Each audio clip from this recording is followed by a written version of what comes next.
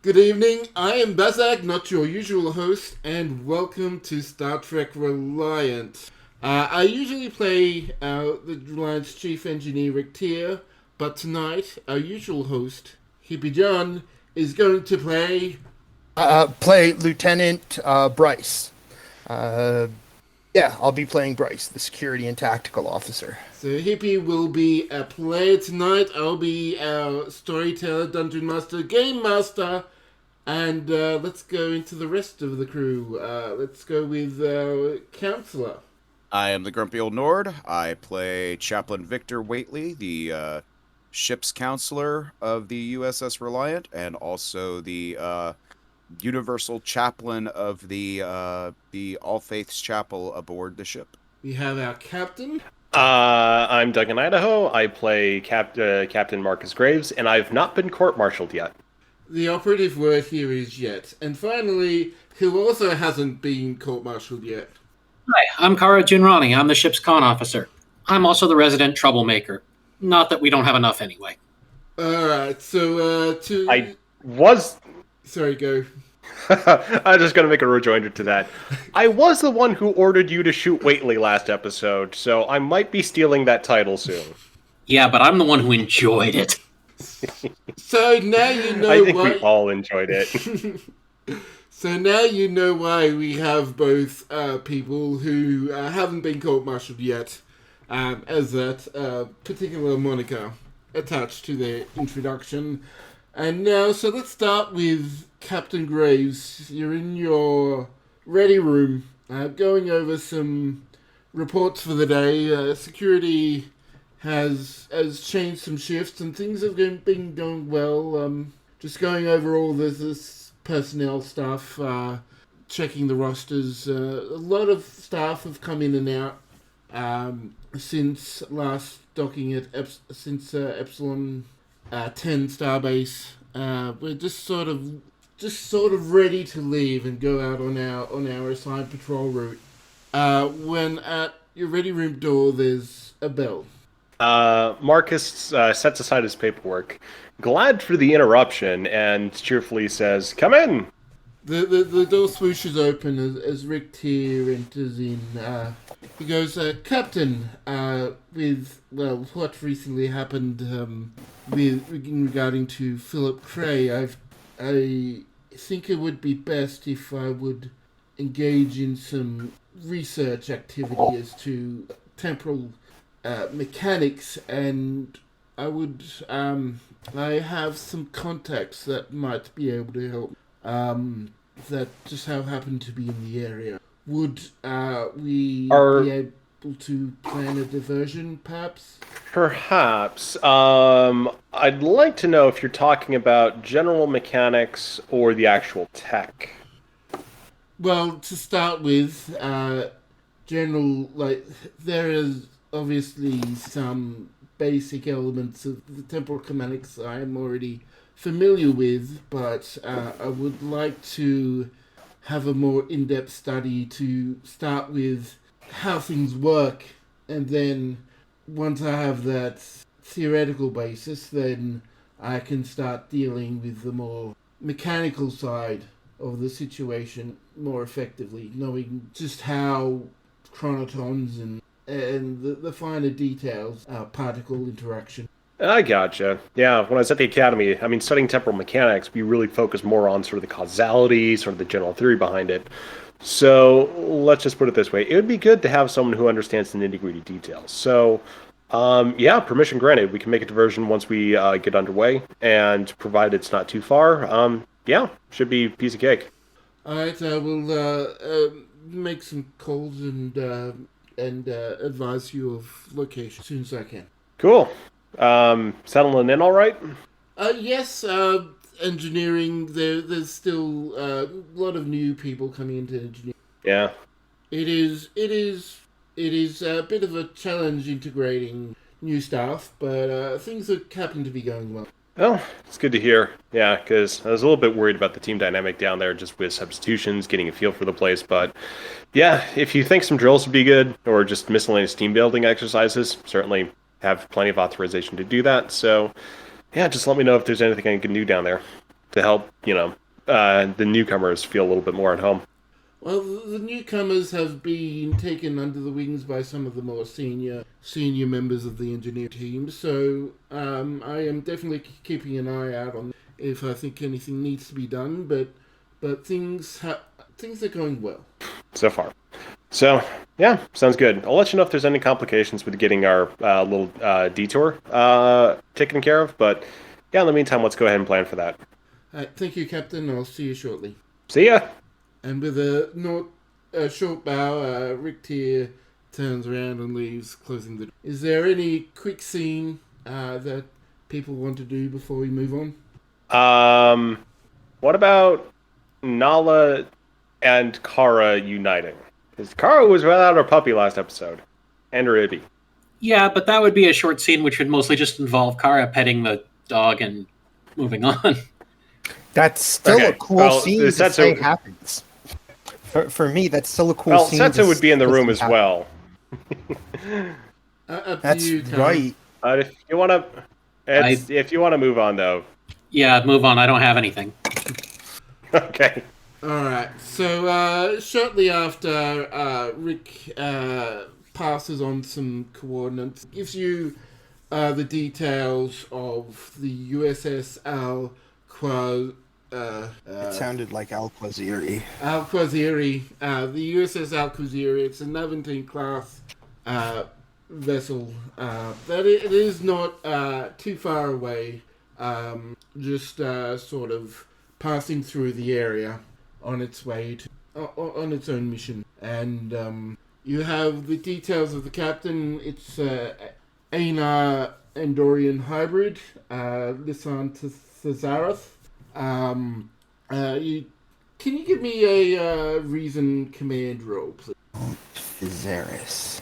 Can you tell us, Baz? Look at that.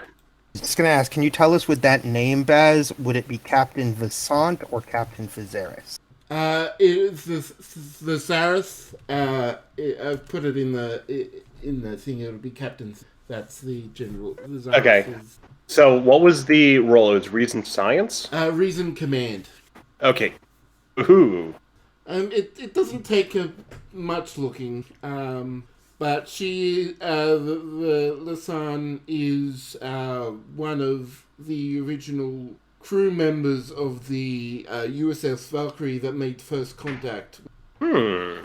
Interesting. So that's pretty much all you really get with one. Yeah. Still cool. And yeah, it's interesting. And yes, and along with the information on the ship, you're getting the current coordinates and a meeting another set of coordinates scheduled to about a day's time. Okay, so I do actually have an idea for a scene to fill that day of travel. Yep, go ahead. So I want Cetsa Jagoro to visit Whately. Oh, that's funny. Not for a whole session. It's funny, I wanted Bryce to invite Whately to the holodeck, but Cetsa visiting him is cooler. Oh, no, we can... Okay, what we can do is, Cetsa visits Whately, while Whately gets the invitation from Bryce. So then you can actually transition between those, if you want. How about he invites both Cetsa and Whately because of what happened on the station. He kind of likes Cetsa. Remember the station where they had to go save her life? Yeah. And he had to run out on the hall and shit. So he kind of feels a little connected to this person. So he'll be like, yeah, why don't you two come down to the holodeck? I want to show you something. At some point, after your meeting or during, So yeah, Bryce is definitely down in the holodeck doing something with his time off on that day. Okay, so we'll go with that. All right, so Whately, you received the various invites. Whately, ever since the situation on the base has been pretty keeping to himself, and not that he's ever been that much of a social butterfly, but it's become even more prominent since then. And he's very curt and professional, and he hasn't really he had been kind of branching out and becoming more of a. You were seeing more of his sense of humor and his dry sardonicism and all that over the past few weeks. And ever since the incident at the base with Philip Cray and getting stunned. He's just been very almost sullen, would be how I would describe it. And so he receives the invite and immediately he's there promptly at the time requested. Hits the little button to ring the bell at the door. So let's start with the holodeck, and then Yeah, let's just we can just take care of all this Cetsa Whately interaction on the holodeck. okay. Oh, that's cool. Oh, that's where I think it's great where you'll have that interaction. When the holodeck doors open, you see a wide sweeping vista, like you're looking out at the scenes from the Hobbit movies, from the Lord of the Rings movies, and there are 3 horses that are there where you are, where you enter. And Bryce says, "Hey, I was thinking, wouldn't it be cool to be part of the Ride of the Rohirrim when they come in to save everyone?" And he gives you guys like a shrug. Yes, exactly like that. So Cetsa is just kind of like, okay, this is custom. I'm going to go along with custom. Maybe it's a human thing. Although Bryce is an android. We might be. He says completely lost here. he says I programmed the horses so that even if we don't know how to ride, because I don't know how to ride, even if we don't know how to ride them, it'll be okay. So we won't fall off and stuff. Down there, and he points out, he's like, our allies who are about to be overrun, and we're going to ride in on horses when I activate the program with this giant army of horsemen. It's going to be super fun. Okay. He starts to mount up on one of the horses. So Cetsa has got a little bit of a problem because she's arrived in her new uniform, so Blue Odyssey variant, with a short skirt. So she's having to work out the mechanics of how to ride the horse. That's awesome. And yeah, so Bryce is in his uniform too. Let's actually go ahead and make this a roll. So I'd say engineering. Oh, what would this be? Do you want to go control? Let's go security or allowance. Okay. Engineering. Let's go security. It's just figure out how to get on top of the horse. And she's able to perform that with 1 success sufficiently well. So she's able to mount up, just get a little comfortable, like, okay, we're just going to be riding these things, and oh, we also have to have weapons too, and okay. Think I got this. And she looks over at Whately and says, Hey, you're good with this too, right? You haven't said much. He's kind of just been standing there observing, and as everybody starts mounting, he looks over at the holographic horse, just kind of gives a little shrug to himself and needs to mount. And when Cetsa says something to him, he just looks at her and nods. Well, okay, well, just let you know, I mean, getting shot by Kara, I mean, not the first person to have to, get a little stunned here and there. Bryce looks over at Whately and he says, "So, I've been going kind of crazy being, on a star. We haven't gotten any excitement, and when we don't get any excitement, we tend to just do silly things, like get stunned by our crewmates. Computer, activate program Bryce 00712, and suddenly the holodeck around us fills. Weapons like spears come into our hand. You can see down below where the people are being attacked by the orcs and everything, and all around the 3 of them, this army of the Rohirrim arrives, and Bryce, the horses just start riding with the ride of the Rohirrim. This is the moment in that story where the horsemen save the day, and you get to be a part of it. It's just this kind of my thought is it's just like a chance, and after it's done, I don't know whether we'd have to make any rolls or anything, Baz.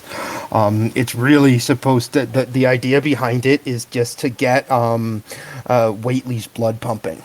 That's why Bryce invited him. and he invited Cetsa because he thinks that she probably she hasn't made that many friends, and so he's like, "Hey, let's do stuff in the holodeck." So yeah, that's what I programmed, and people can react to it, I guess. Bryce loves this shit, by the way. So, are there controls on the horsey? No, the horse just would just ride.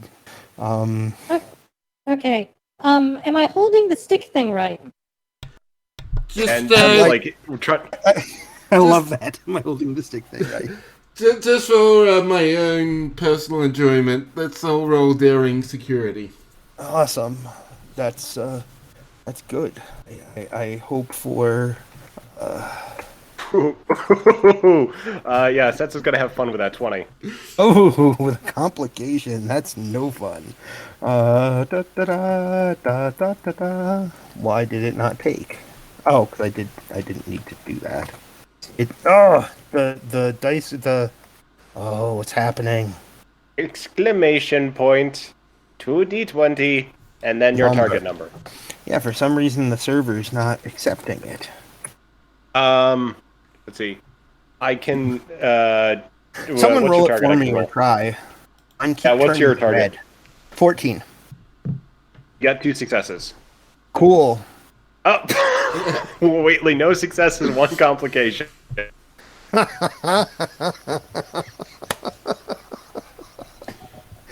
Have fun describing all this, Baz. Okay, so the charge happens. You and thousands of other horsemen come chasing down into the valley below. You Whately. It is Bryce who charges in first, just sort of spearing, slashing with his sword at the through his leg, making it look tremendously easy.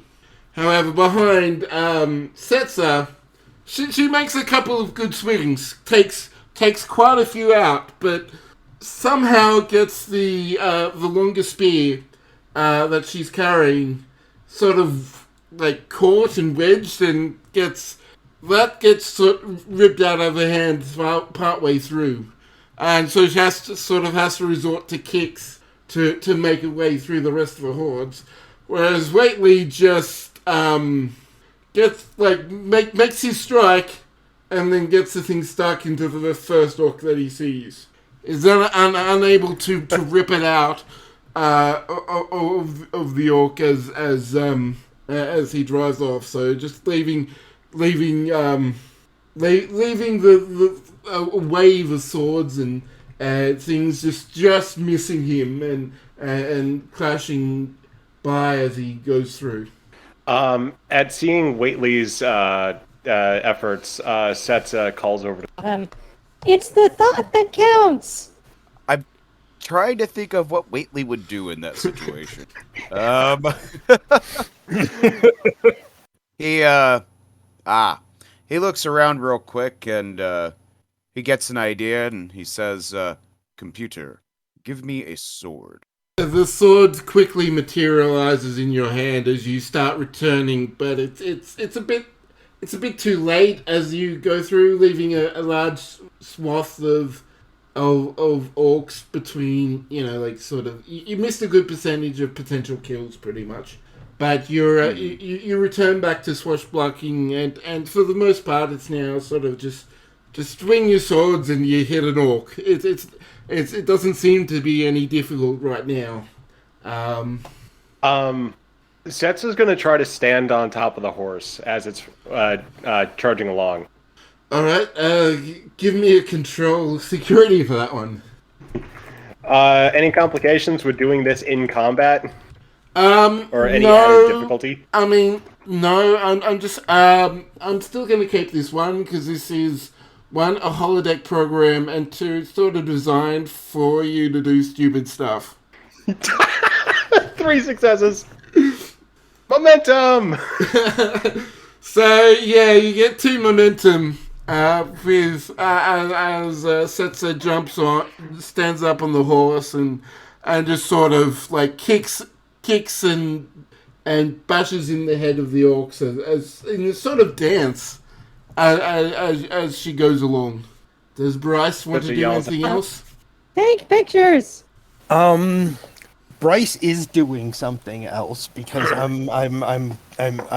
but he'll be doing it.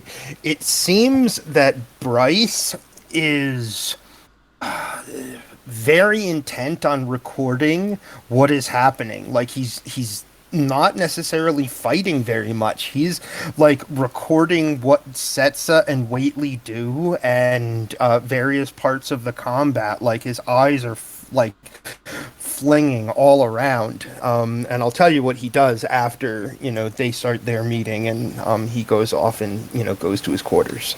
Okay. But yeah, he's recording everything. Give me a control, say, engineering check. Ooh, that's not super good for me. That's really not, but I still get 2 successes. Okay, so I'll tell you the details of that and what you find a bit later. Awesome, that sounds great. Does it build any momentum?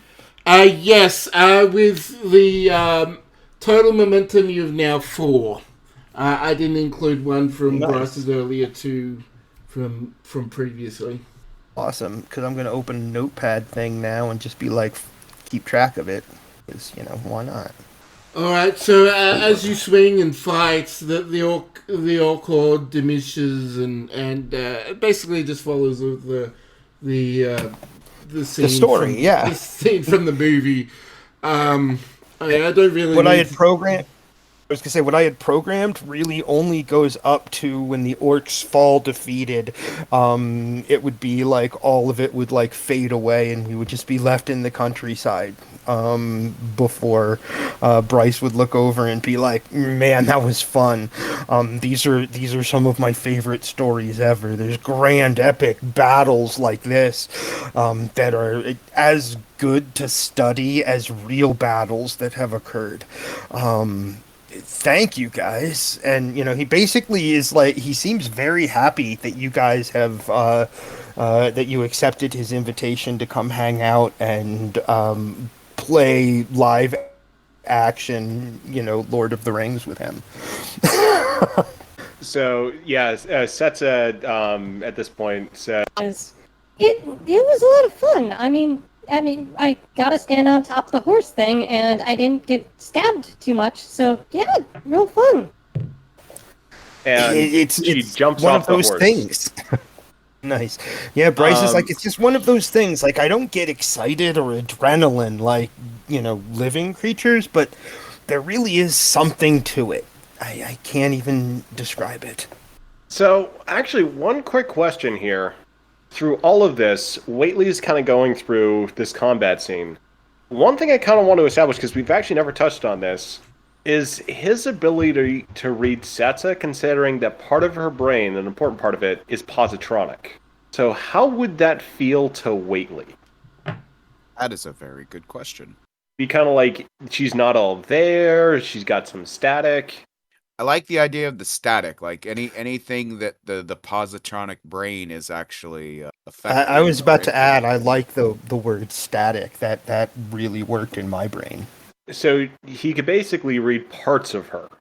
So let's basically say like in more of the intense emotions, but processing, Whately can't really read her.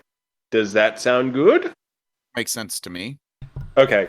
So going through that, you're probably feeling more, because it's a lot of emotion and just energy, you're probably feeling more of Cetsa than you have previously. So whatever that amounts to.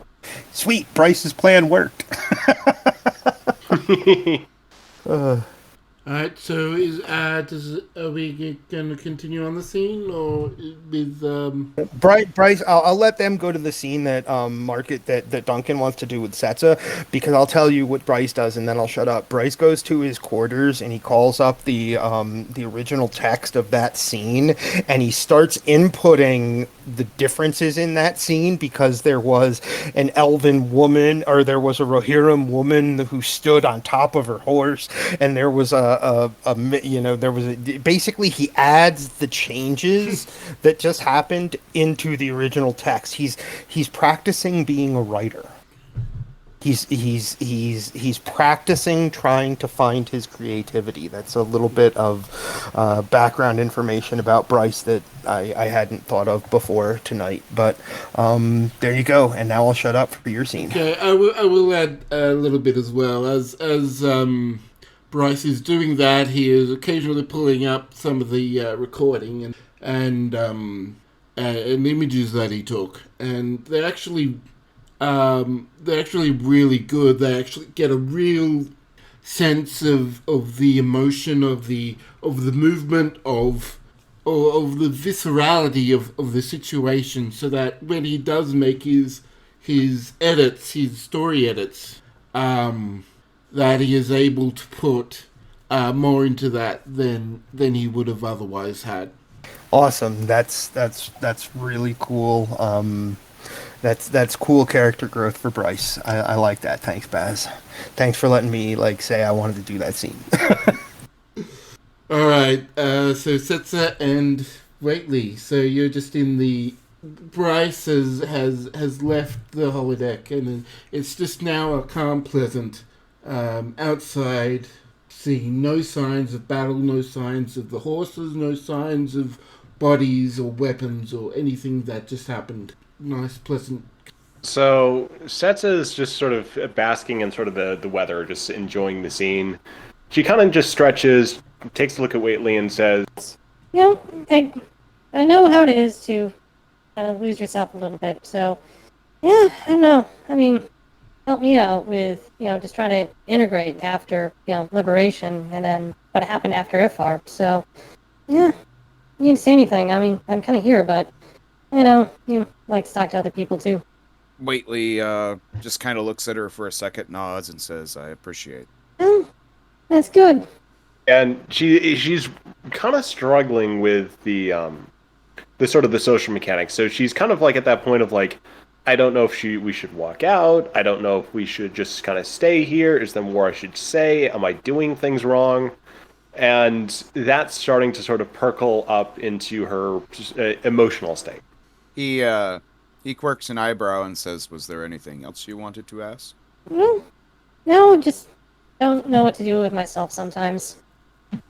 That is a fairly common state of being, hence why we enjoy the rigidity of Starfleet militaristic structure. Why I think you are told. Yeah, still kind of been a rough few days here, just trying to integrate. Because I got my first duty shift, just kind of taking a look at the, analysis software downstairs, just make sure everything's in order. And, I mean, other people talk, and I just don't feel it. She kind of just trails off there. How do you feel you have been fitting in with the ship?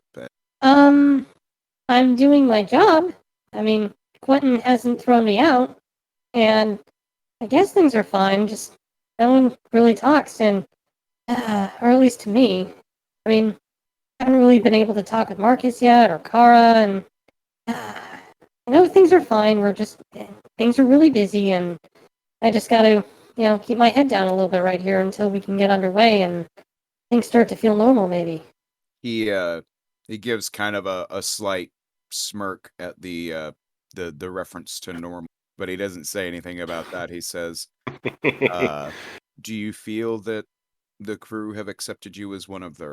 It's hard to say, but being, what I am, it's easier. It wasn't easy at the academy, but it was easier. But, I don't know, maybe knowing more about myself and going through what I went through, it's, putting physical and mental barriers.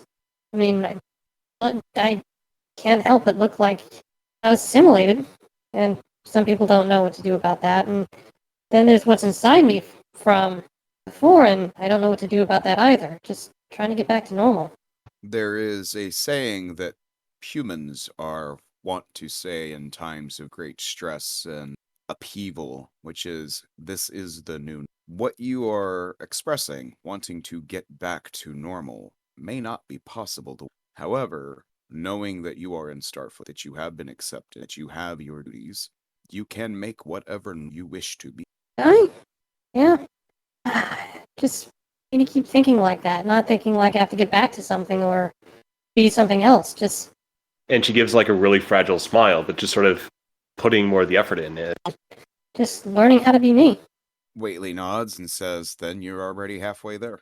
And sort of feeling a little bit more confident, she says, All right, well, thanks. I suppose we should probably be getting back, because certainly can't spend the entire day on the holodeck, as nice as this is. He looks around, nods, and proceeds to exit. And she joins him. As Whately's leaving, and they pass through the arch, he kind of stops and hesitates at the access panel. He kind of gives a quick look through the available programs, and he's just looking to see if that one program that was there when he had that encounter in the holodeck is still there or not. Ooh. I will allow Hippie to decide that one, since he's outside the scope. Are you asking if the what is it? The Mothman? No, the what was the creature's name? No, it was the encounter Whately had in the holodeck when he heard that other voice. Turned the program off. You look for that program. Yes, doing a quick perusal to see if that's still there. Yes, the counselor program is still there. It is easily just to be noted. That program is easily changeable for the physical appearance wise, and it just contains the collected knowledge and personality of like thousands of counselors. Whately is going to lock protect it, and then basically put a password on it that it does not show up to anybody who doesn't have the password to access it. Cool. And then he's going to end the program that is currently active. Alrighty then. So the Reliant exits warp and arrives at the coordinates specified. The USS Al. I'm gonna mess it up always as I try to say al-Khwarizmi. Al-Khwarizmi. That's it. There we go. As the al-Khwarizmi is just standing in orbit, about at station keeping. You receive a message invitation for the senior staff to board. Well, I mean, I'd be on the bridge at the security station, so if there's a message, I'll report, like, hey, Captain. Most of us are on the bridge. Yeah. So, yeah, we're on the bridge, so we've docked. Are we departing or just taking on the specialist? So the request seems to be that Rick, there is the request is for you to visit them. Rick stays on their ship for a bit while they go over some stuff together, and that seems. So is it just a cordial invitation for people besides Rick to go over if we want to see their ship? Yeah. Yeah. Okay. If the captain commands it, I'll go. But like Bryce just reports, no unexpected contacts in the system. Sending the message from the al-Khwarizmi to you now, Captain. The last time we saw a ship like this, there was an awful lot of holes in it. Just saying. Bryce replies, actually Moon would look over. I'm going to say Moon would look over and be like, you have a very twisted sense of humor. That wasn't funny. Who's laughing? There's just like a long, awkward pause. And Marcus says eventually, all right, let's get over there. Let's just say, Moon, you, junior staff, have the bridge. Let's see what we bring over. Let's get Whately, Rick, Kara. Hey, let's go. Good at diplomacy. If we need that. Are you going to need Bryce, a security and then, Captain? Yeah, I think we'll be pretty good. Good, I'll stay here. But yeah, let's bring you. No, well, I don't need a team. I just need you. And He actually gives you that face of like, we're going to a Federation ship, sir. But he takes his sidearm from under the tactical station and joins you guys in the turbo lift. and lastly, he sends a message to. When diplomacy is mentioned, Kara checks her pistol as well. And Marcus also sends a note to Dr. Eli O'Connor to join us for the trip over to this Federation ship. Would be I. Yeah. Hey, Nick, we saw you sneak in. Yes. So, huzzah, we are on our way to board the ship I can't pronounce yet. Al-Khwarizmi. I needed to hear Baz. Okay. I needed to hear Baz try to pronounce it one more time before I could commit it to memory. Well, I'm going to change into my special shoes. Everyone else is bringing something.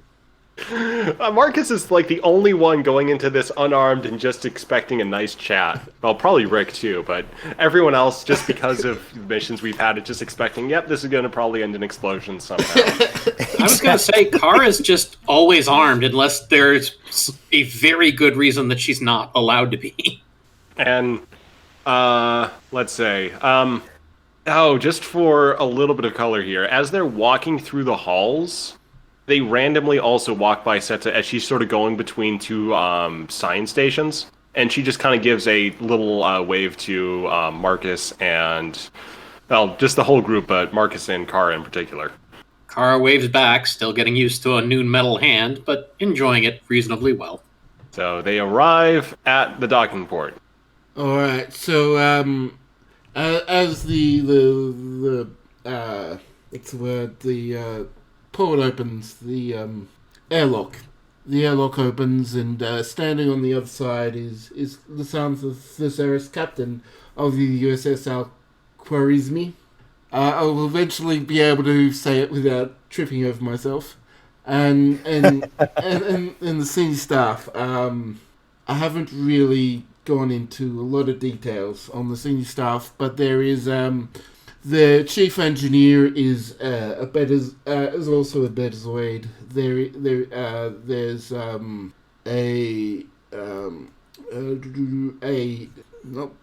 Benzite. Yes, that's it. Benzite chief science. Does he have the breather? He does. He doesn't have the breather.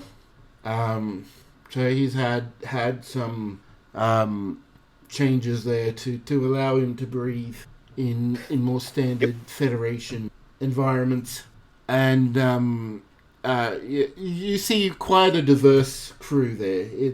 There doesn't seem to be a lot of any one particular, just sort of like a melting pot of races, so to speak, as you arrive, and the captain goes, "Welcome to the USS al-Khwarizmi. I am Captain Thesaurus, and you must be Captain Marcus Graves. Welcome." I am. Quite a welcome indeed here. I wasn't expecting so a formal visit. Well, it is not. Well, we're more of a science vessel, and not a lot of time we get random visits, especially at such short notice. Bryce says it's always nice to see. It's always nice to see fellow officers, and he extends his hand out to whoever their tactical officer is. Can we say that it's like a Saurian? Yeah, the Saurian tactical officer reaches out and shakes your hand. He says, "Lieutenant Bryce." And just wondered is Lieutenant Carden. I'm not really sure of many of the species. I love it. I love it. That's exactly how names should be made up on the fly. Kara, sizes up what she suspects is her, counterpart and offers her metal left hand forward just to see if we'll actually take it. She'll take it, and you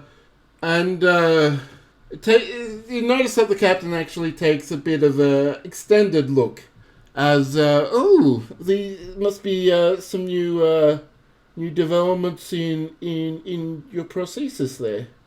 Kara nods. Kara Jinrani here, con officer, And the new arm is thanks to the doctor. She points over at Eli. Well, Dr. Eli, I happen to know a fellow doctor that would be quite interested in your progress. Kirk Connor will work. I'm excited to hear about that. I want to meet them, I guess. Well, unfortunately, they're not on this ship currently, but I'm sure they've been reading whatever papers you've written about the subject. Perhaps in the future, then. Maybe, perhaps. Okay, well, Rick, it is a pleasure to see you once more. When was the last time we met? I think it was your second year, the start of your second year? And they sort of, please follow me. And she, as she mentioned, waves everyone over and starts engaging with Ryk'Tyr. Just some small talk about what has been happening, some interesting stuff. Rick starts involves and she mentions, I hear you've been having a visit by DTI agent. How's that been going? And there is some mention about that and some discussion as they arrive to the bridge. Would you like a tour of the ship? I've got some notes that I'm going to go across here with Rick and to delve more into the study of temporal mechanics, but it's probably going to take some time. So I don't know if you want to stay for that time or if you would rather. There is actually something that you can do, but if you don't want to go with it, then that's fine as well. Kara just ends up looking over at Marcus for the decision. Marcus says, yeah, we got plenty of time here. Don't get to take a look at too many other Federation ships.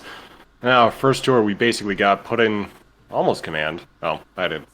And yeah, we've just been spending a lot of time on Reliant here. So, interesting to see what you guys have for the setup, because we're nominally looking at getting back into science and exploration after a little trip to the front lines. Alright, so there is... let's take you right to the science labs. That is actually our first major recent discovery is being looked at. So follow me, and she leads you through the ship, down the turbo aft, across the deck, and into what appear to be some modular laboratories. It's more of a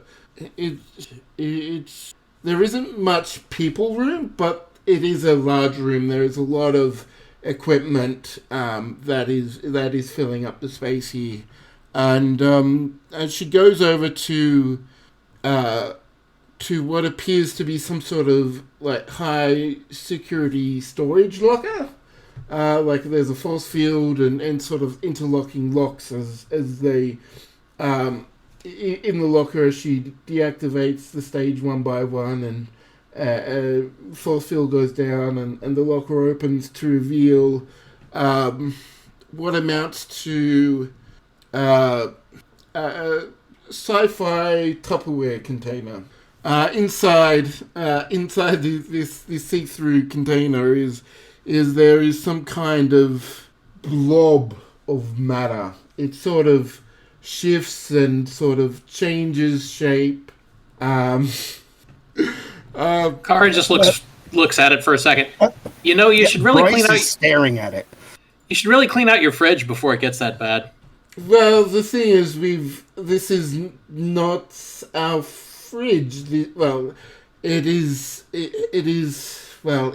essentially something between a liquid and a solid, from what we've been able to gather. It has the molecular bonds of a solid, say something like more akin to that of Jello, but also can just as easily break those bonds and reform them into a new shape and sort of just act as a sort of shifting liquid as well.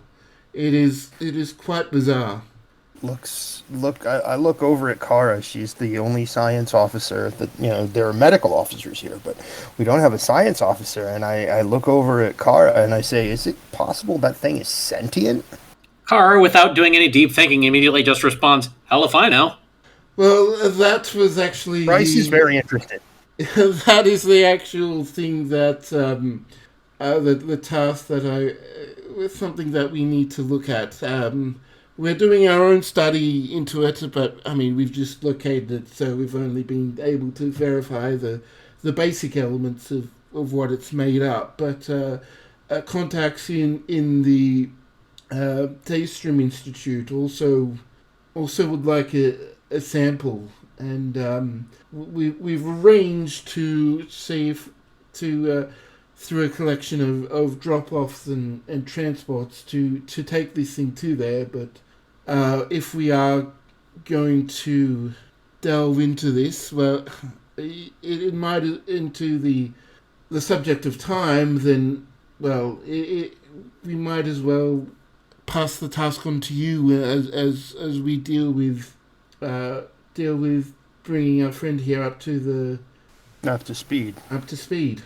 Kara sighs. Okay, somebody get me some files on the Founders. I want to make sure we haven't accidentally caught one. Good idea. Captain, as soon as I get back to the Reliant, I'll get security teams and force fields ready around the science labs. Ready. Well, just ready. It doesn't even matter what for at this point. Yeah, just ready. And he is so Bryce is really focused on this container and this blob thing that's moving in it. Wow. We have been able to verify that its makeup is not that of the Dominion's founders. There's different. While the founders have a morphogenic matrix, this is more of a. I don't really know how to explain it, but more of a new type of matter. Does Whately get any kind of, psychic read from the blob? Give me an insight command roll on that. I was actually so about to ask you, Whately. No successes. Well, you're getting. It's hard to really say what you're getting. It's definitely not a mind in the traditional sense, but I mean there is some kind of pattern and thing to it. You're not sure if it's sentient or if it's just some kind of unknown chemical or just sort of not mechanical interaction with it. But you're unable to confirm any kind of mind there. It's just if there is one, it's drastically unfamiliar to anything that you've experienced before. Okay. Whately comments on that I am unable to detect any familiar kinds of mental illness. Okay, so rule 1: how much trouble are we looking nobody at? eats it. Rule 2: nobody touches it. Rule 3: we keep the case locked. Those are good rules. Yeah, well, given the way things have run for us lately, I feel like some good rules is probably our best chance of getting out of this without getting eaten by the blob. I've seen too many human horror movies. I was about to say, there's a good chance this is going to turn into a problem. And I look at the security officer and I walk over and I'm like, okay, tell me the lockdown procedures on the case and all. Like Bryce wants to be the one who's carrying the case out of there. Well, and he goes into the specifications of the current high security locker that was in there, like the class 10 force field, the interlocking ceiling state of the doors of the locker and just the enclosure that that is the sci-fi equivalent of the Tupperware container. So he's able to give you those details, and nothing seems to to have happened so far. So, I mean, it's something completely unknown, so they can't really say for 100% certain that nothing has happened while it's there. But this is what they've done, and it's all good. All good. All good. All right. Look at the captain. Like, am I getting his? Like, are we doing this? Like, I'm taking the case when he gives like the when the captain gives the we're doing this. I'll pick up the case. We should be able to handle this. And this is just Marcus's internal monologue, but chances are something's probably going to go wrong. So let's just be real careful about this. And he turns to Bryce and says, "Yeah, but let's just make sure we do this right. So maximum security, force fields, and maybe try to build a little bit more security around its holding area once we're back on ship." I got it. And that's what he actually what he would say would be, consider it done, Captain. All right. Well, do you want to continue the tour, or shall we? Do you want to get back to the Reliant? Well, I can take a look around, but if we're going to be working on this, I do want to have a little bit of all hands on deck as we're getting this thing on board, since, a bit of a mystery right here. So, if you don't mind, we can bring this back in, and then, if there's time, come back for the tour, or at least when we pick up our engineer. Oh, very well. It is good to see you all. It's Chief Engineer Rick. I knew you'd be able to get there, and I don't know, something when I saw your graduation, there was something about the crew there that you've got. I don't know what it is, but you all seem to be quite competent and perhaps not enough paranoid, but as this job can be really weird sometimes. But I'm glad you're all. I'm glad to see you again. And it's been nice to make all of your acquaintances as well. Not to take any away from the rest of you. Marcus, with that, bows, says, "Thanks for the compliment," and leads the team back to the Reliant. I was gonna say real quick, not in character, just this very much has a vibe of no offense, some taken. Quite possibly. So Marcus just Marcus just sort of like, "Yep, guess the Starfleet," and sort of it goes back and just make sure everything's sort of on order. And there's a little sort of niggling thought in the back of his mind, like, there's something I haven't really been working on too much. So he kind of makes a mental note for when they get back on the ship, and proceeds from there. Alright, so Rick stays behind, but the rest of you return to the Reliant as it seems all eyes are fixed on the Tupperware container and the little blob inside. You enter. Why wouldn't they be? Jeez. The airlock opens and closes, and the docking port detaches once you're ready to go. And you receive a final message from the al-Khwarizmi. Thank you once again, and we'll see you soon. Al-Khwarizmi out. I'll send a standard Starfleet. We're thanks. Basically, Reliant out. We have our mission parameters. Be back to pick up our chief engineer at such and such a time, and verify rendezvous coordinates, and then close the channel. Be like, we're set to go, Market, Captain. I've got to get down to the science labs. One quick thing, Bryce. What we probably want to have around that thing is some computer control monitoring systems. We don't want to just let that. If anything changes, we want to be able to pick up right away. Cetsa, Ensign Jagoro is a computer specialist, so bring her down there. Just have her help you with setting up the equipment. Since this thing, Whately, you're thinking it might have a mind? No. Potentially? It is unusual, and it does not come across as anything I am. All right. Kara, if somebody else can fly the ship, you're our resident expert on xenobiological stuff. You should probably come down to the science labs too. Kara just, says, okay, yeah, I'm keeping my gun, though. And she heads off to the science lab. I'm keeping my gun though, and as you walk, So- like he's basically going to be like, "Are we excused to take care of this, Captain?" And he points to his gun and looks at Kara. And then Marcus says, "I," and it goes to the con officer just to see if there's anything innocuous, but something they can basically take care of in terms of small surveys while they're waiting for the rendezvous time. So not going too far.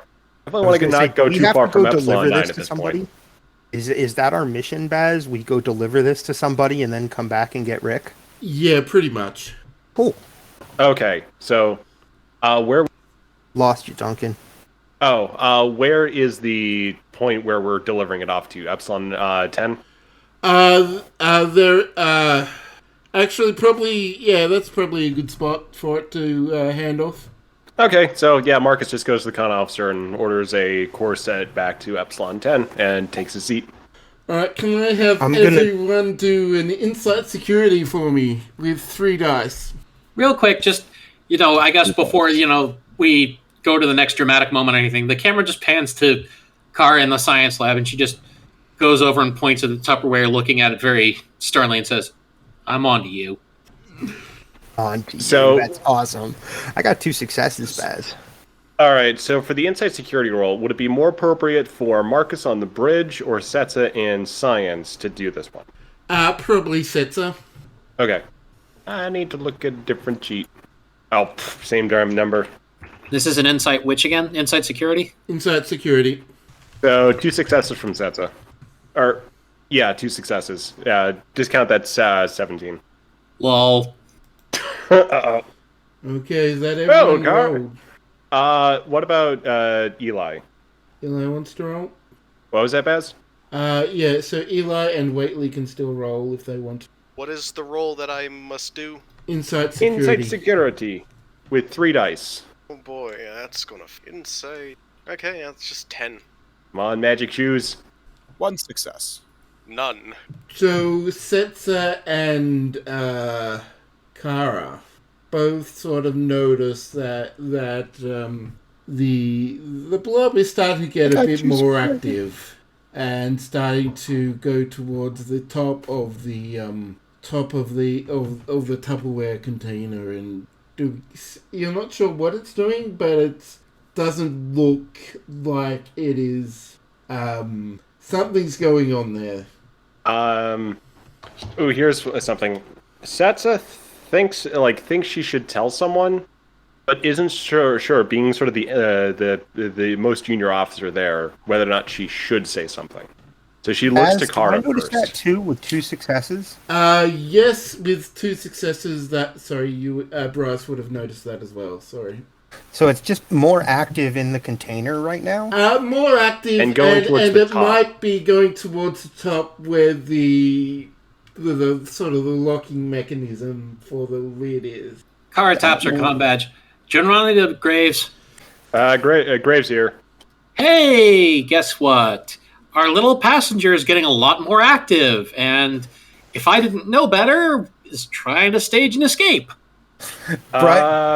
Bryce says, you little, I knew it! And he grabs the top so that he can hold the top closed with his android strength.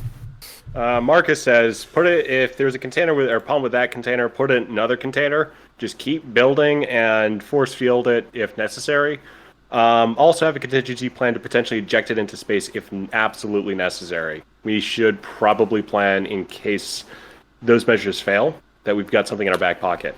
Also, force fields are generally pretty good about this too, and if we're dealing with some sort of amorphous creature, maybe try lowering the temperature a bit.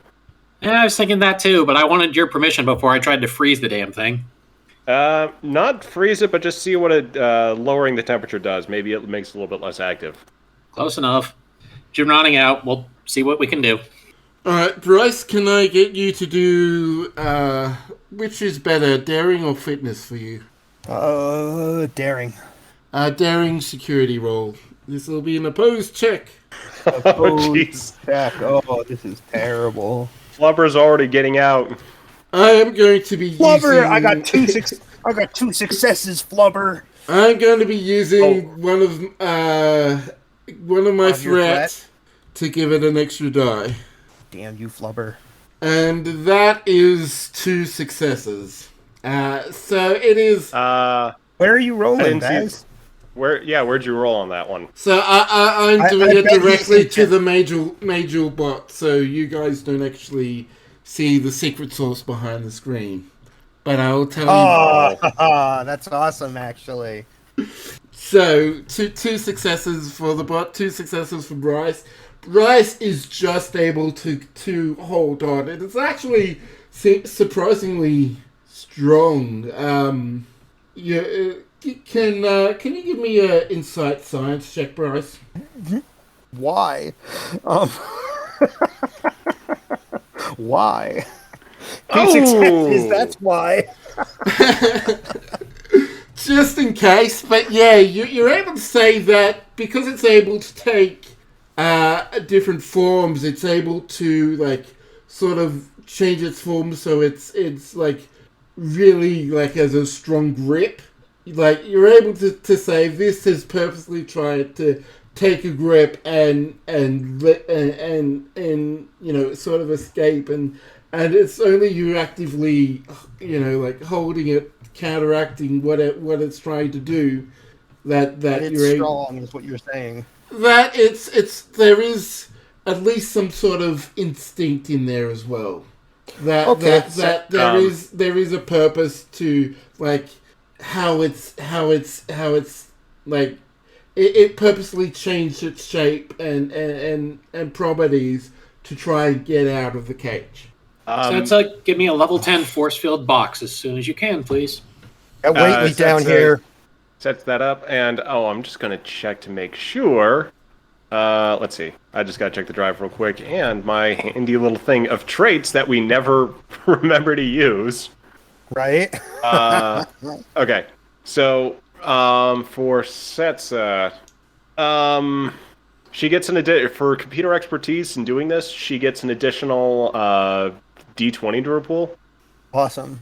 And one thing to note is that using her other trait, neural interface, she's able to attempt to call up the force field without going to the computer terminal. So for this action, it's 3 dice, and is it science reason or science control? Let's do science control. Okay, so 3d20, 14. Oh, and as another thing, I get a reroll. Oh, dang it. No, I don't get a reroll that one, unless we want to spend momentum. We should have plenty. I'd say feel free. You have Okay, 4 let's momentum reroll. if you want to reroll the complication there. Yeah, let's go ahead and do that. Whew. Okay. Hey.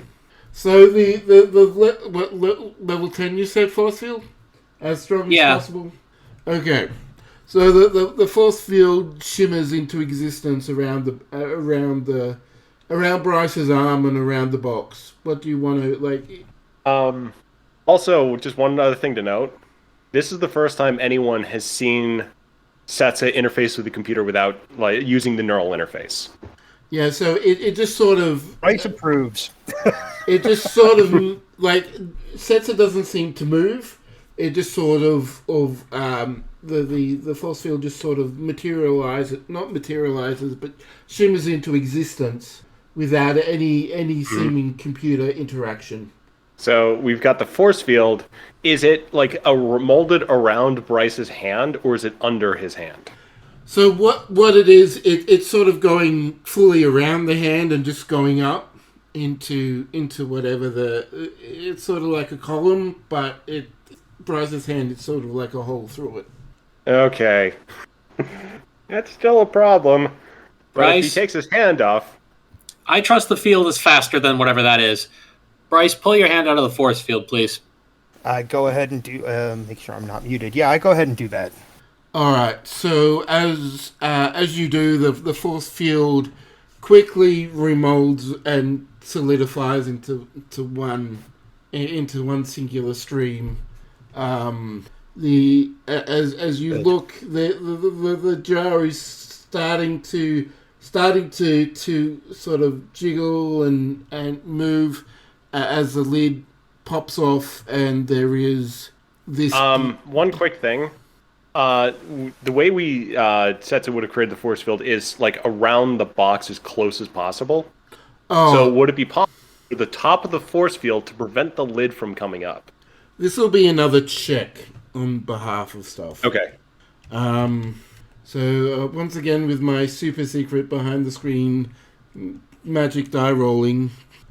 By the way, I wasn't kidding. I'll be like, I while I was holding the lid down, I activated my comm badge without tapping it. I was just like, Bryce to Whately, get down to the science labs. All right. Whately says Roger. I figured On my that way. like all of this would be happening as you were on your way there, so I wasn't too worried about the fact that it got like missed a little bit. But yeah, he wants Whately down there like pronto. Okay, so I'm using. Is Eli? Sorry, I'm using another dice Is- threat for this as well. We'll spend a momentum to do this. Okay. Actually, since Cetsa's interfaced with the computer, does the ship get to assist? I will allow computer security.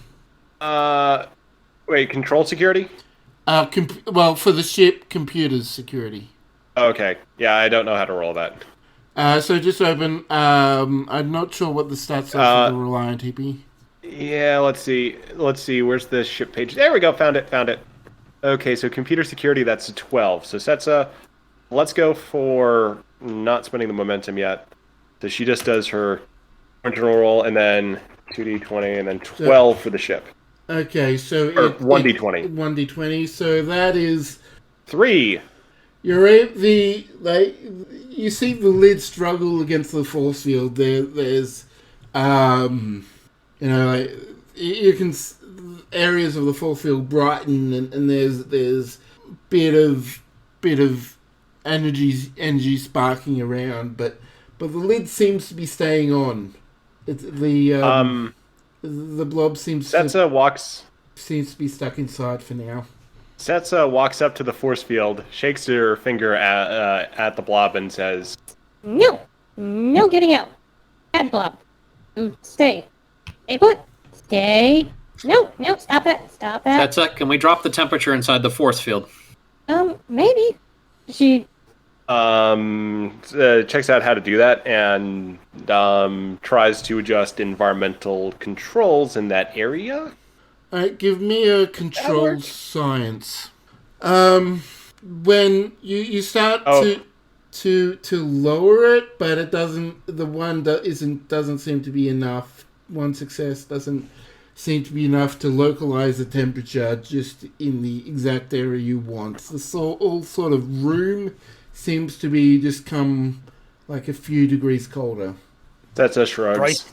Bryce pulls out his sidearm, looks over at Kara, and says, highest stun setting if we have to. Because he knows she's got a sidearm, too. Kara starts adjusting her phaser. You're on highest stun setting. If that doesn't work, I'll be on highest setting, period. And that is... let's have a bit of a break. Drink break. It's coming up to 1.5 hours. Cool. For the show.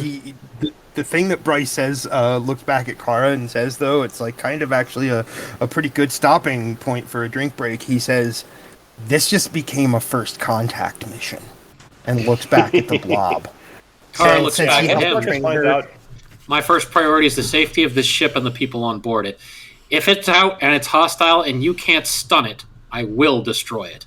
Alright, so where we last left off after the break, the strange blob was trying to escape from this sci-fi Tupperware container, smothered in a level 10 force field. Fortunately, it was trying to escape, but fortunately failed thanks to the intervention of both Bryce and Cetsa.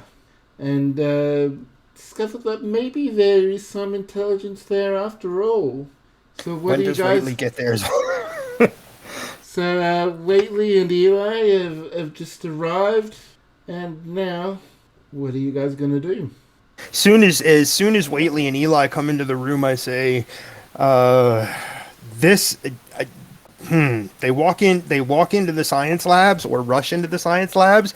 I turn. I have my sidearm out, pointed at the level 10 force field, and I look at them and I say, "This has become a first contact scenario. Whately, you have got to establish contact with that thing so that it isn't hostile if it escapes." Whately nods and approaches the box and attempts to make contact with it. Okay, give me another insight command. You have 2 momentum left, but Use one to get an extra die. You said use one? All right, I will spend a momentum. That's what I would do. Yeah, It's let's a go ahead and do it's that. It's a group decision, but I would totally spend a momentum to get an extra die here.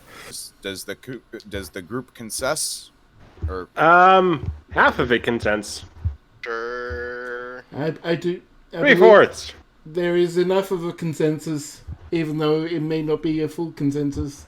Oof. Good that we did that. See, we wouldn't even have one success. You wouldn't if we hadn't done that. There we go. That's I the am rolling jazz. crap tonight.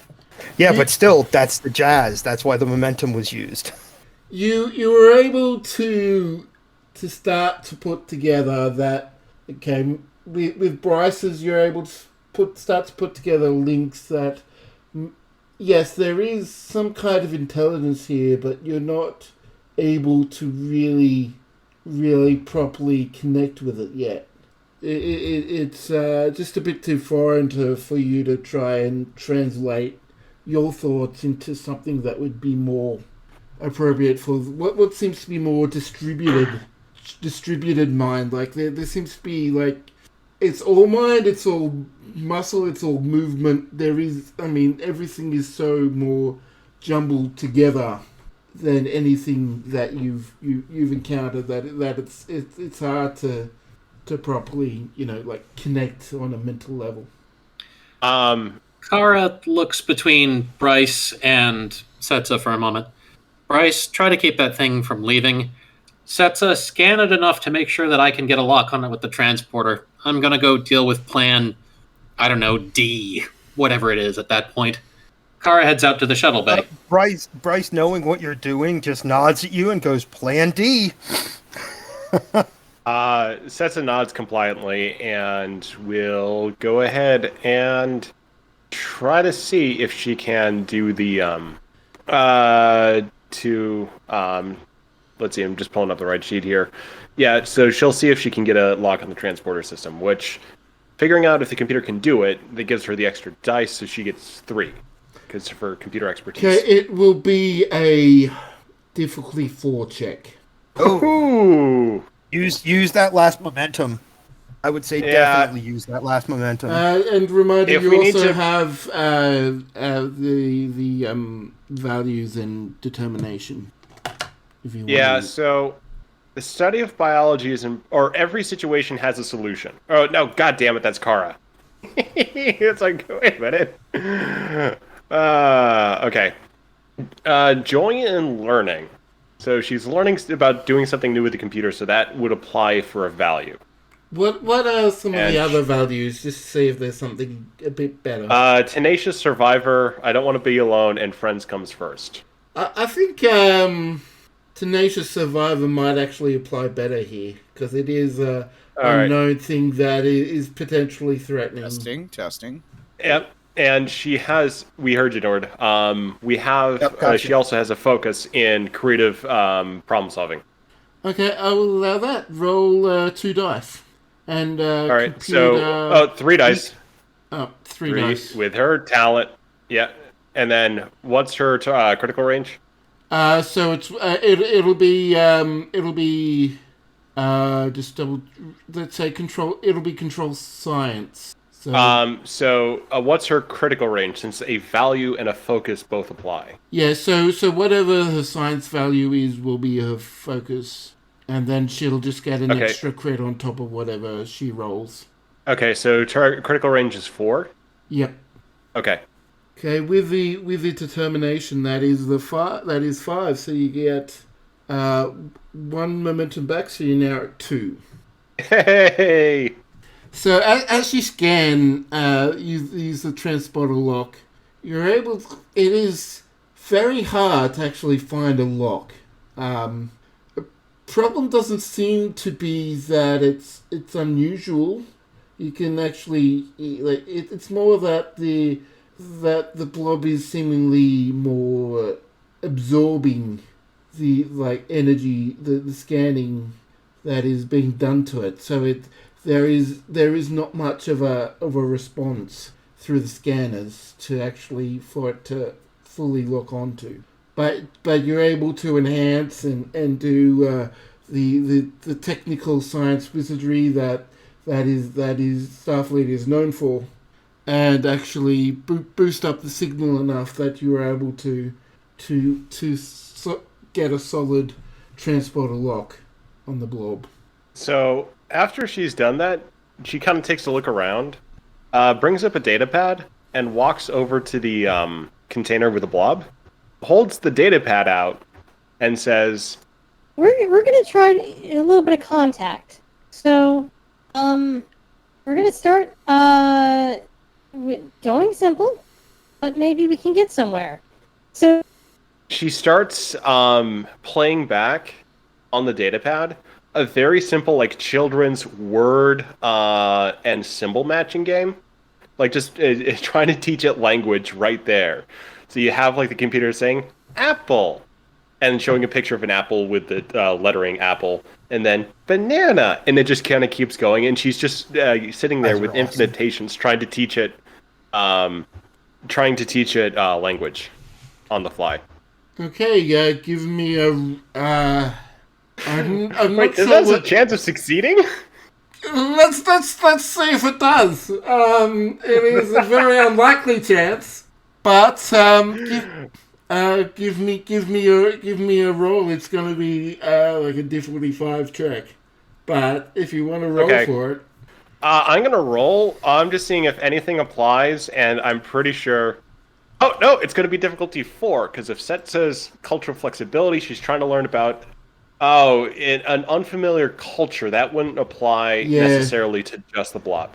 No, it's not really a culture. Okay. It's yeah. Okay, so this can't succeed. Okay, so what's my so let's say, is it reason science? I'll go with reason science. It's either that or presence, but no. And a complication. Okay, there is a complication. The even though it's cold, it's a slightly cooler environment, and there was a slight drop in activity from the blob. It sort of activated again and started to be more agitated as you try blurring sounds and lights at it. Cetsa will continue to do this until someone pulls her back. In the meantime, let's jump over to Kara and see what Kara's doing. Kara at this point has gotten to the shuttle bay, has immediately commandeered one of the shuttles, and has gotten ready to launch.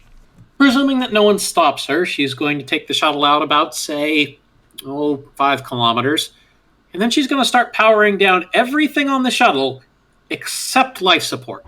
And she's also got to lock everything down, except life support. All right.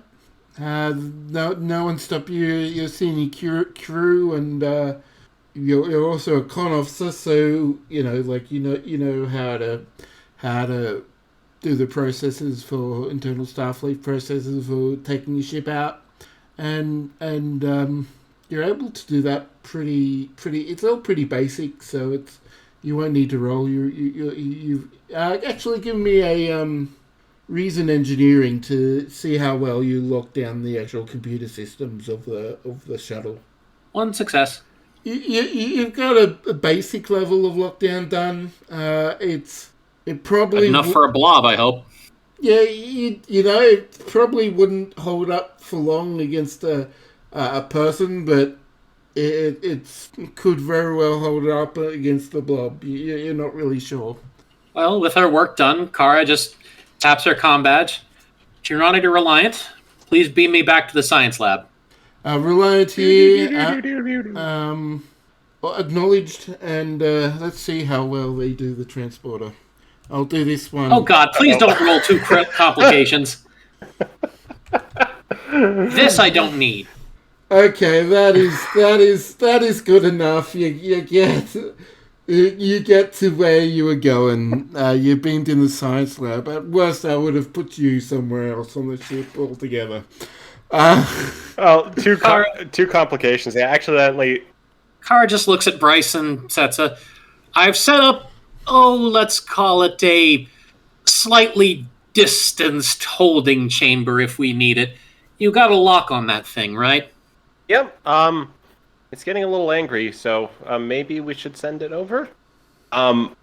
Also, I'll note that Eli was called in to the science lab to help out with things by Marcus. Yeah, I'm here. Blobs are not my So- area of expertise. Kara shrugs.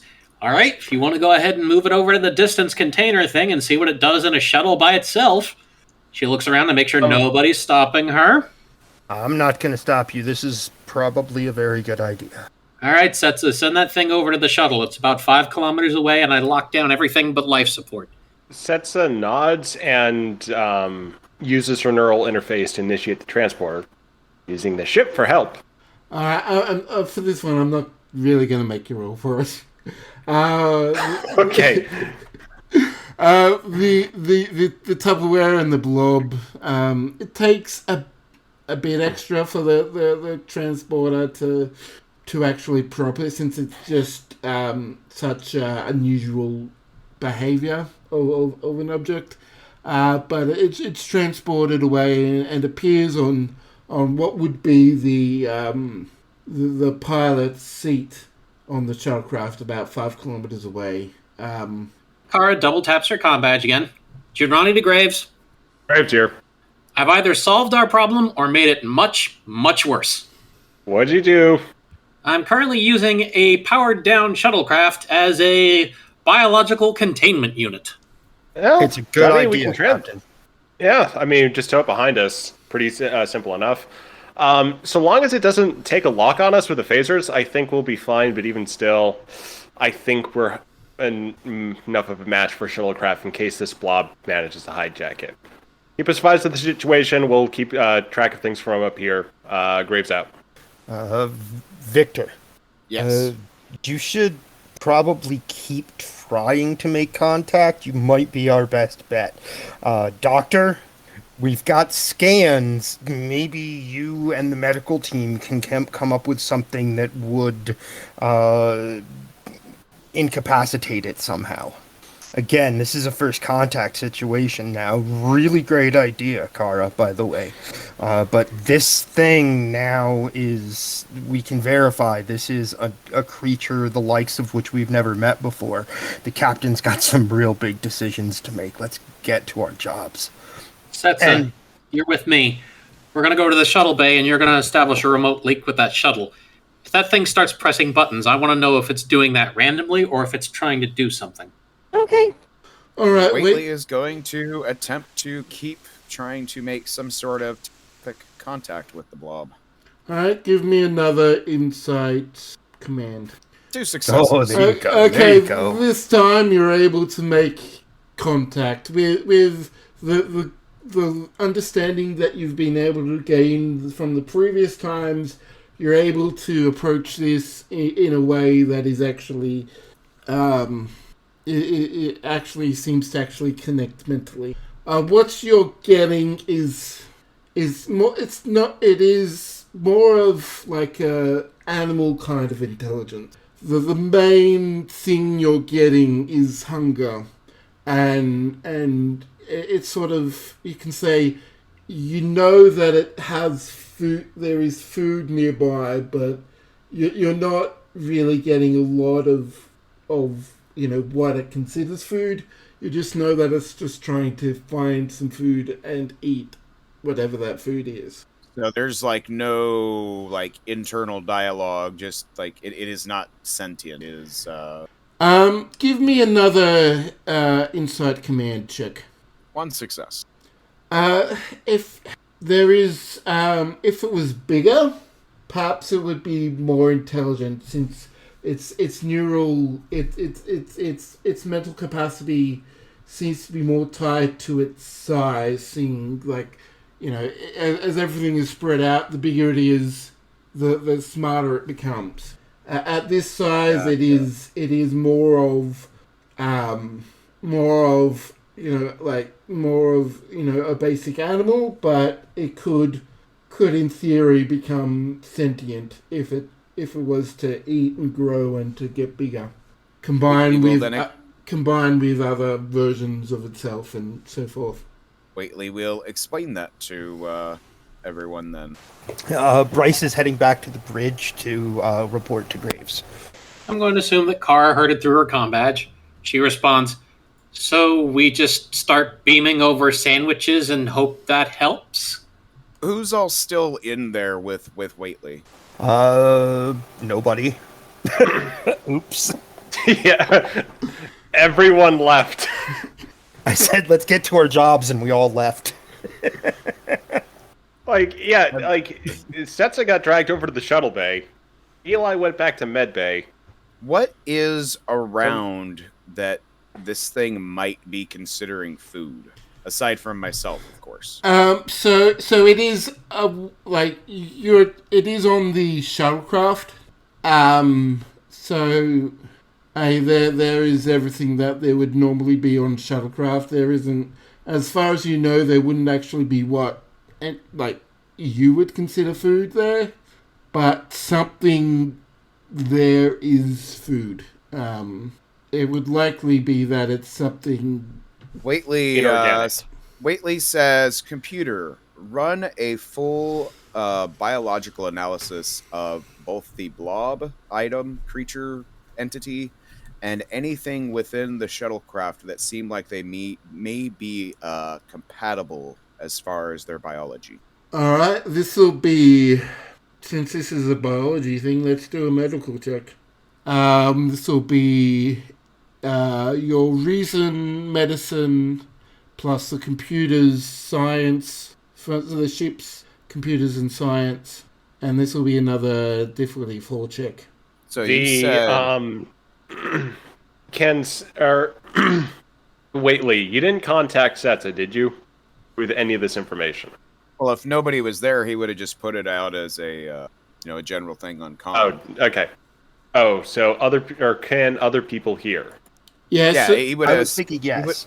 He would have sent it to anybody that had been a part of it. So you want Cetsa me to just trying to maybe be help with helpful. that? Cetsa should help. Right. As I step out of the turbo lift onto the bridge where Graves is, I would say Whately's information guarantees this is a first contact scenario, Captain. And I move to my tactical station. Scan the shuttle. All right. So the ship's target number is 13. What was the roll for? It was medicine and... It was reason medicine. Okay. Excellent. All right, so 1 success and a complication. Hooray, successes, So, bad this is complications. both. The first number is going to be Cetsa's. The second number is going to be the ship's, because their target number is both 13. God! Cetsa's going to use her as a maximum efficiency talent to re-roll her dice. See, isn't everybody really glad I sent that thing far away? Yep. Okay, so you Super have glad. 2 successes so far. And a complication. So just waiting for the ship's roll. It was part of the... It was 2d2013. Cetsa had her 1 dice for assisting. Yeah. And then the second dice was the ship, because they had the same target number. Okay, gotcha. So there's still a complication, but now there's... oh no, the second number was the ship. It's not a complication. Whew. Whately rolled a complication. Yep. Yeah, it would have been worse if there were 2. So The shuttle is locking torpedoes on the ship. So first the the computer's unable. You're unable to find any compatibilities between the blob and what could be on the ship. So there is that, and the complication is that seemingly by accident, Kara's lockouts have been removed. The what has been removed? Kara The locked lockouts that everything Kara out. put on all the controls so that nothing would happen over there. Oops. Yeah, so as far as you can see from your scans, there isn't any particular, like, you don't know where it could be going, but it seems to be going and doing something because, something just happened to the ship, to the shuttlecraft. Am I aware that I inadvertently turned off the lockouts? So what it is? It isn't you turning them off. It's just so happened that there was coincidence, and I'm using the threat to create the complication that the lockouts have been removed. Gotcha. Whately's gonna go to a science console and start researching to see if there's been any similar life forms that have been discovered in Starfleet history. Alright, give me, let's say, reason medicine. Cetsa is also back in the science lab, having assisted Whately and just kind of defaulting into this is my task. So she's also going to try to help Whately find that information. And would the joy in learning value apply here? You've already used a determination, so you can't okay. have a second. Okie dokie. I was just wondering if that would affect the crits. But you can, yeah, she's able to. You can roll one assistance dice anyway. Okie dokie. So what is his role? Reason, science for you. And I got 2 successes on my roll. Wait. First number. That's a 5. So, yes, there is 3 successes on that, and you're able to confirm that as far as you're able to find out, there has been nothing at all remotely similar. Do we get momentum for that? You do get momentum for that. It is unlike the Founders, unlike any other phase or shape-changing that has been existed before, like the what was from the Enterprise, the Suliban. It is completely unlike anything you have before, so there is no point of reference for you going forward, but that is a success. You're able to confirm that this is completely new. Interesting. He lets Graves and the rest of the crew know that he is determined that Starfleet has encountered nothing similar. When I start scanning, do I detect Kara's lockouts go down?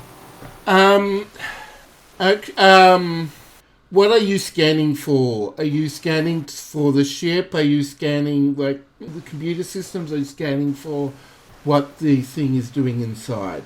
I went to the tactical station and did short range, level whatever scan on the shuttle, whatever I can detect. Okay. I'm looking at trying to look at the whole picture, not just one part of it. Okay, so what I'll allow you to do is access the ship's internal sensors. So give me a roll. Give me a roll. Let's say it's reason security, because you are doing basically what is a security sweep. Tactical scans. Woohoo! 2 successes. Okay. Can I get the Reliant to do a computer engineering check as well? Okay, what number should we give it? 12, 13? 11, and it failed. Oh, well, at least it didn't complicate. Okay. So you are able to determine that the lookouts that were on there, that Kara said were on there, are now disabled. There's apparently I report that to the captain. Like, immediately, I'm like, Captain, the lockouts just went down. You want me over there? There seems to be some kind of some drain in the system that interrupted a temporary drain that interrupted the computer system, and basically the computer system just reset itself, and without the lockouts on it. Marcus, on the bridge, Marcus orders that the warp core on the shuttlecraft and a good bit of its computer be removed by transporter. Okay, so I'm going to need to do a couple of rolls here. Yeah, that's some. Who is our Chief O'Brien? Are they half as cool? Are they equally as important? Okay, so that is 1. Does our engineering team still get auto successes? Yes, I'm going to say No. yes.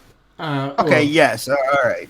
Baz is the engineer. I like that. They still get successes. Okay, so this is a 2 success. The blob was doing something, but the engineering crew were a bit faster, and the engines and computer systems have been removed. Sans blob from the shuttlecraft.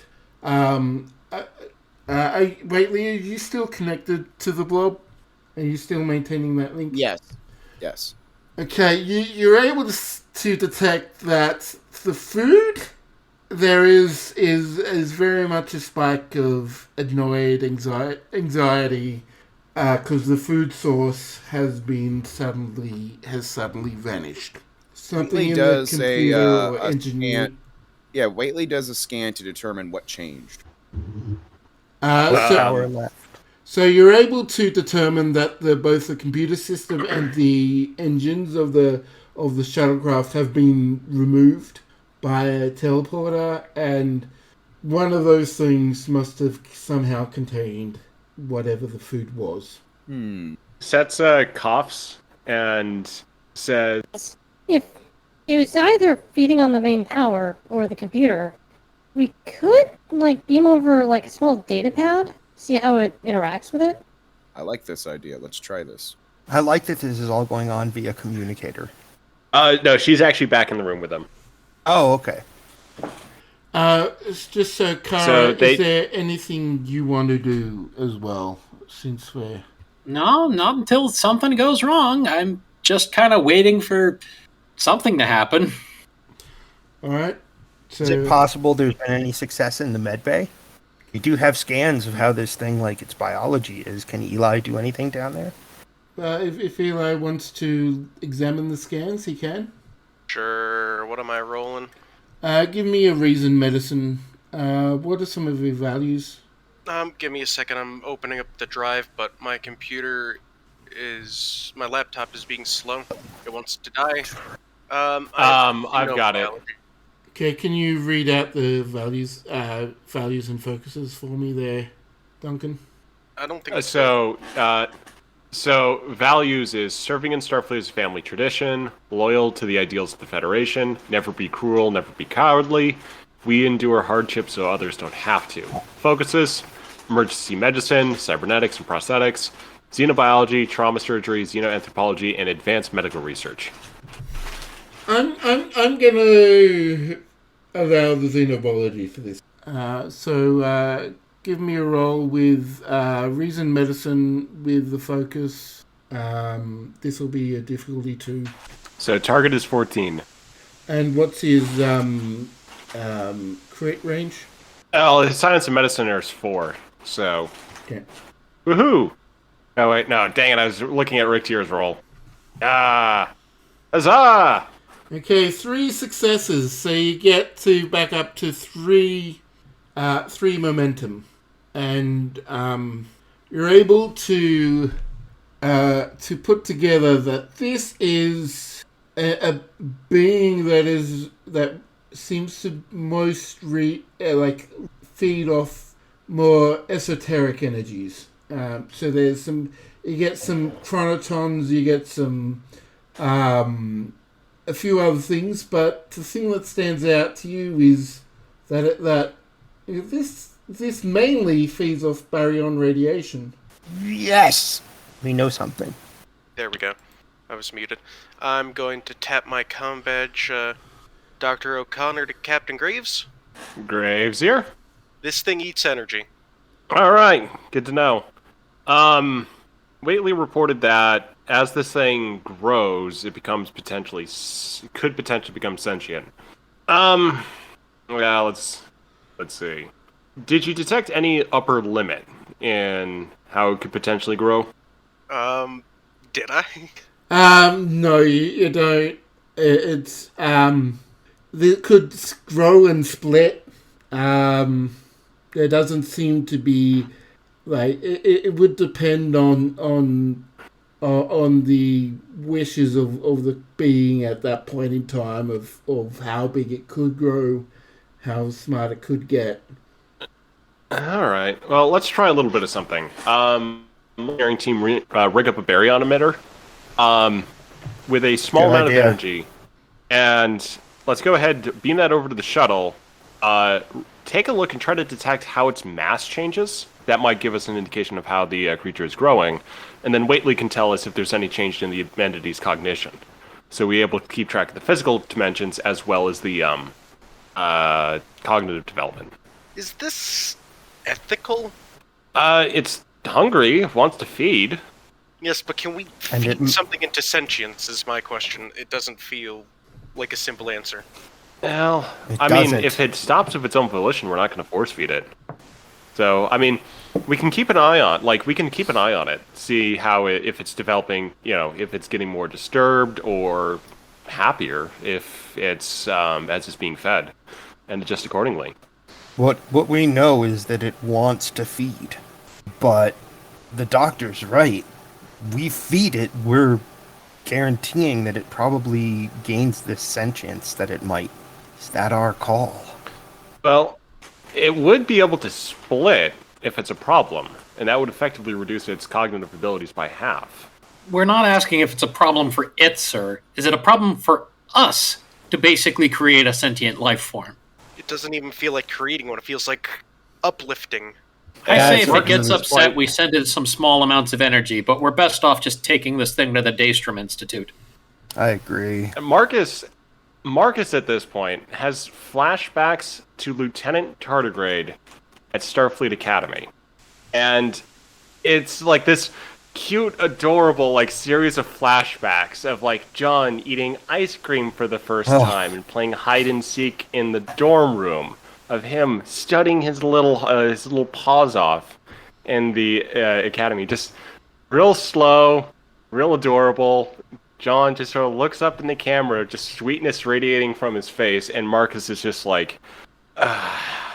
because he knows where John came from and what he was like at that time, and the decision that captain had made for him. And he says, I'll deal with the consequences. Beam over a baryon emitter. I officially protest. Alrighty then. Noted. Since Kendra and Quentin are not back on the ship yet, that would place either. It's really up to Marcus. That would place either Eli or Bryce as temporary first officer. So Bryce would just say noted, which is what he should say, because that's about all I can do. So. Yep. Yeah, I think chain of command. How's that one go? Yeah, I think Eli is temporary first officer. Given the structure we had, so. Okay. It's one of the two. It's one of the two of them because they're the only other two on board who have command training. Kara has command training. I remind you. That's true. Kara is officially capable of taking command of the ship. I will note Kara's objections, add my own, but I'll follow your orders anyway. All right. Beam over the smallest amount you feel is comfortable. If this thing is hungry, we also have to consider that it may need that for its own survival. Who knows how long it's been since it's last fed. So I'll leave the distribution up to you, Doctor. We can have the emitter over there, and we can charge it up a little bit more, sending more power cells over. But you and Whately, I'll leave the throttling in your hands, but I want to give it a little something. Just a little. If you can do something with that, it's up to it. But I don't want to just haul this thing without giving it a chance. over to the Daystrom Institute, because I've seen how else this can go, and I'm not going to deny a life form the potential to make something other of itself. I hate that I'll say this. Baz, I lock phasers and photon torpedoes on target, and hold them at the ready. All right. I have to do that. Like, literally, as it gains sentience, it could decide to become hostile, and I have to be ready for that. That's my job. All right. See, Kara So wouldn't feel bad about and- that at all. She'd still do it, but she wouldn't even feel bad about it. I'm gonna. See, I After don't have a sheet for him, but one of his values is definitely he doesn't kill unless he has to. Neither does Kara, but at this point, almost everything she's met in the galaxy has tried to kill her or someone on the ship. Therefore, I'm going to go back down to the medbay and check something before I beam over any energy. All right. So what do you check? I want to see if I can tell with its biology if it's going to suffer from refeeding syndrome, or it's a medical condition when you've been starved for too long. Like if you start going and eating what you would have normally beforehand, it could kill you. All right. Give me another medicine, reason medicine check with focus. What an awesome idea, dude. Okay. So it's sort of, from what you're able to figure out, it sort of naturally grows and shrinks according to the available food source. So, I mean, it's any refeeding. It's sort of part of its how it would naturally operate anyway. All right. With that knowledge, I'm going to send over some energy, just a little bit. All right. So you said, give me a control science to set up the emitter. Control science. So, am I going to have any help from the ship or anyone else? Ged would be down there. I will Alright. allow you to use the ship and one other assistant. All right. So, is that 3? It's true to say Ged would be there.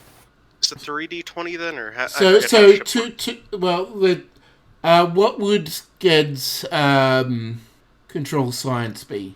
I think- Probably a 13. We don't. Okay. Actually, no. Probably like a 10 or an 11. He wouldn't have a great control. Because medicine wouldn't rely a lot on control, would it? It would rely more on, like, reason and insight, right? control is- control for surgery. Okay, so he'd probably have Yeah. a decent control. So maybe 11 or 12 or 13, but I doubt he'd be up to 14 or 15 in that yet. Mine's 15s. Oh. Okay, so If yours is 15, Right, Ged's so- probably 14.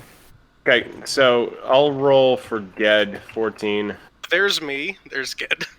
And then the okay. ship is. So 13, make that this. computer science for the ship. And ship also gets success, so 4 in total. Okay, so you're able to finally get another momentum for that. I think you're up to 3 now. Woo! 4. 4. Yes, it was either 3 or 4, and you're able to fine tune with your readings and your analysis. You're able to fine tune the baryon emission so that the thing keeps getting fed, but doesn't grow. So you're able to keep it basically around the same level as it's what you believe to be just keep it sustained. So I won't make you roll for the beaming over, and it seems to be work as you beam it over. It does seem to attract the attention of the blob. It seems to be like to sort of climb up on the thing and hang out basically directly on the emitter, and it just sort of stays there happily, neither growing nor shrinking nor gaining in intelligence. It's making cute noises while doing it, too. You can't course. really hear that, but you can imagine. For the audience. The audience, you got the camera, the shuttle, you just see the blob just go. Yeah. So, Of course, Marcus, surprised at the situation. Yeah, Marcus just sort of nods as he's getting these reports and just like, yeah, okay, good enough. And the ship continues on to Starbase Epsilon 10. So I presume you take the shuttlecraft back into the Reliant first, or would we have to? Or do you like? We're using the tractor beam. Yeah. Yeah, we can tow it. It'll slow us down, but so what?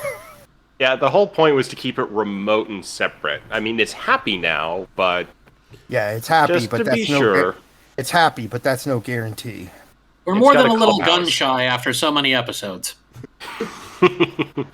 All right, so can I get Bryce to do an attack on the thing with a tractor beam, just to make sure that it's okay? The tractor beam roll is what? Control or daring? Control security with a weapons security from. So 11 from the ship. It is so hard not to type 2d20. I know, isn't it? I was feeling the same there. So 2 successes. I mean, hopefully we catch it in the tractor beam. That is enough. You capture in the tractor beam, and you're able to successfully maintain the tractor beam on it as you collectively you bring it in closer to the ship, but it's still right. Separated, so it stays within your warp bubble. But great. But you're able to return back to Epsilon 10 with the shuttlecraft in tow. That doesn't with the internal sensors scanned from the shuttle still being relayed to the Reliant. You're able to confirm that yes, indeed, the you're awesome. It hasn't moved. Still making cute little sucking noises on the baryon emitter. Oh yeah, you can actually with the camera open, you can actually hear them now as they start. It is very much a suckling noise. And I would say this was really the best way to deal with it. And we have no right to uplift the thing, Captain, as much as we might want to. He goes through another slight montage of Lieutenant Tardigrade on a swing, giggling, running through a museum, arms out like an airplane, and just sort of says, yeah, if it comes to it, it'll be another day. The Daystrom Institute is probably the best place for this kind of research. So yeah. And they're just like looking somberly on as the shuttle is taken care of by the starbase. Marcus is just sort of there on the bridge and just still kind of just, I don't know, just somewhat wistful, somewhat just like, yeah. Kara, at this point, returns to the bridge. Hey, at least it didn't try to eat us all like one of those weird black and white Terran movies. Oh, God. I'm with you. Those too? I'm glad it didn't. I am glad it did not try to eat us all. And with that, you see the ship you're destined to pass the creature off to warp into the system and start approaching. Marcus, let's just make sure we give them all the information that we have. Oh, definitely. Yeah. So assemble a data packet, attach it with our report over to the incoming ship, and yeah, let's try to just make a rendezvous with our chief engineer. All right. So before we wrap up, is there any final scenes anyone wants to do? Oh, let's see. I don't know. We could do like after they've done the handoff, head down to like the. I was just gonna say for the ship, it might be the science ship, the USS Athens, which is part of the fleet that we're a part of. So, okay. It's a Nebula class. All right. So you just to give it like personality. Yeah. So you pass the you contact the USS Athens, make the necessary small talk that ships in the same fleet generally do. I'm going to look up the character list here because since we were in combat with the Athens previously and we've interacted with them before, I'm looking up the Athens chief officer. That was the Captain Athens Gates. Captain Gates. So that's that Rick one Moranis. Is the Rick Moranis captain. That's awesome. Okay. So we get hailed by the USS Athens if Hippie wants to take Gates. Not really. Okay. I'm okay with it just being small talk. He's such a minor character, but it's cool to have it's cool to have Rick Moranis on the screen as a Starfleet captain for 15 seconds or 20 seconds, right? Like I don't know his personality very well, except that he runs a science ship and he loves science. So yeah, Marcus has a little bit of small talk with them, just sort of just catching up a little bit and doing the handoff and see you around the galaxy. And comms closed. Marcus just sort of heavy sigh and just we off duty yet? I mean, we can be off duty anytime you want, Captain. Well, I mean, Eli can come up and take the bridge. Moon says, I could take the bridge, or Kara could. And he smiles over at you, Kara. You think that Moon kind of likes you. He thinks you're like his buddy. Okay, I was about to say, because if this is romantic interest, I'm going to have to start putting together a friggin' chart. He thinks of Kara like his buddy. Because he was your assistant pilot and stuff. He's like, you're my buddy. I mean, that's basically about how it is. So yeah, and it's also like the Chekhov Sulu combination on the bridge. That's where the two of you sit now. So yeah, we can be off duty anytime you want, Captain. Any of us can take the bridge. All right. Well, I'm gonna go to the crap. Hub 42 hasn't been rebuilt yet. I'm just gonna go down to the mess hall. Sounds good. Who do you want to take the bridge? Me? Can I go to the mess hall? Wait, was that Moon asking if he can go to the mess hall? Yes. He was like, wait, who's taking the bridge? Me? Can I go to the mess hall? Marcus looks at Kara and says, I mean, this is just for a break. Are you holding up okay? I'm wondering if maybe I wasn't a little too paranoid, but everything turned out all right, so yeah. Well, you haven't had the big chair in a while. Feel free. Kara sighs and goes over to the captain's chair. Yeah, the last time I sit here, Space Mom was in command. Moon says, so I can go to the mess hall. Yes, you can go to the mess hall. Been good. It's been good up here. So, Kara, you catch Bryce. You catch Bryce laughing a little bit. I was about to say, actually, before Graves says anything, Kara points and just says, "You get the hell off my bridge for a while." I know you have a picture of Moon that you did with Art Breeder that was really cool, but yeah, Moon is just he doesn't need to be told twice. He steps into the turbo lift with Marcus. So Marcus then just sort of kind of puts a little bit of a note out for the others who are part of the mission. Yeah, I'm going to the mess hall. If you need to relax, come join me. Put picture of Moon in chat. Moon. I like that picture of Moon. That looks really cool. I like our random, well, not random, but I like our art bred picture of now Lieutenant Junior Grade Moon. Now, for the listeners, coming soon, we'll have some reference material for you. Don't worry. Coming soon, we'll be doing it. We've got all kinds of stuff coming. Anyway. Promotion! And just so you're aware, as Moon and Graves arrive at Midbay, Eli is there as well. In the mess hall? In the mess hall. Moon is like, hi, Doctor. I haven't had a real chance to meet you yet. Not really. Yeah, I don't remember his first name, but he would introduce himself by his first name. Let's see. It's Jordan Moon? Jordan, yeah, that's Moon. right. I think you're correct, because all I have to do is go to the drive and find our... Yep, Jordan Moon. So we've Jordan got Moon. Jordan Moon and Jordan Cole. No. Yes. No. Do we? Yes. Fine. They're both named Jordan. Yeah, it works. That's totally fine. And what's great is one is a male and one is a female. All right. Ensign Moon. No, he'd be like Lieutenant Junior Grade Jordan Moon. It's a pleasure to meet you, Doc. Lieutenant. That's right, he's a lieutenant now.